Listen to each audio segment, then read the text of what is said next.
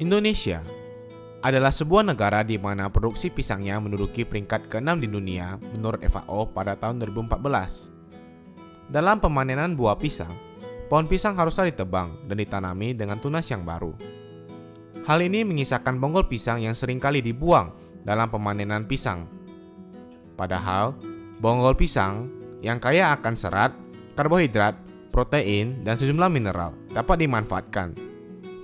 Bonggol pisang yang kaya akan karbohidrat berpotensi diolah menjadi tepung dengan karakteristik yang mirip dengan tepung tapioka, sehingga dapat mendukung ketahanan pangan di Indonesia. Mari kita lihat pengolahan bonggol pisang dengan hammer mill. Mula-mula, bonggol pisang yang telah dipisahkan kulitnya dan yang telah dicuci bersih dipotong-potong menggunakan alat yang tajam. Hal ini bertujuan untuk mempermudah bonggol pisang dimasukkan ke dalam alat hammer mill melalui corong pemasukan.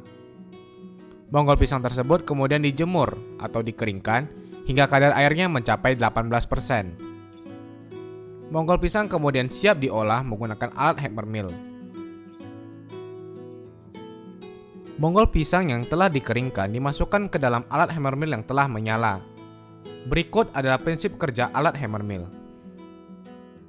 Prinsip kerja alat hammer mill dalam pengolahan bahan pangan adalah bahan pangan yang telah dimasukkan ke dalam mesin akan dibawa oleh sebuah plat ke bagian penghancuran. Pada saat penghancuran, bahan baku yang telah dimasukkan akan dipukul dan dipotong-potong dengan kecepatan yang sangat tinggi yang digerakkan oleh rotor, sehingga bahan menjadi hancur dan menjadi tepung.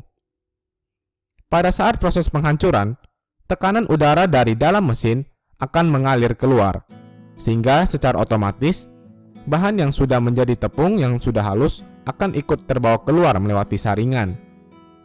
Bahan yang belum hancur dan tidak dapat melewati saringan dalam ukuran mesh tertentu akan digiling kembali hingga hancur atau halus. Setelah proses penghancuran bonggol pisang dimulai, bonggol pisang yang telah dihancurkan akan tersaring melalui saringan dengan ukuran mesh tertentu sehingga dapat diperoleh tepung bonggol pisang. Ukuran tepung bonggol pisang yang diperoleh pada pengolahan ini adalah 60 hingga 120 mesh. Untuk memperoleh tepung yang berukuran lebih halus dapat digunakan separator. Separator mampu menyaring partikel hingga berukuran 200 mesh, sehingga dapat diperoleh tepung dengan ukuran yang lebih kecil lagi.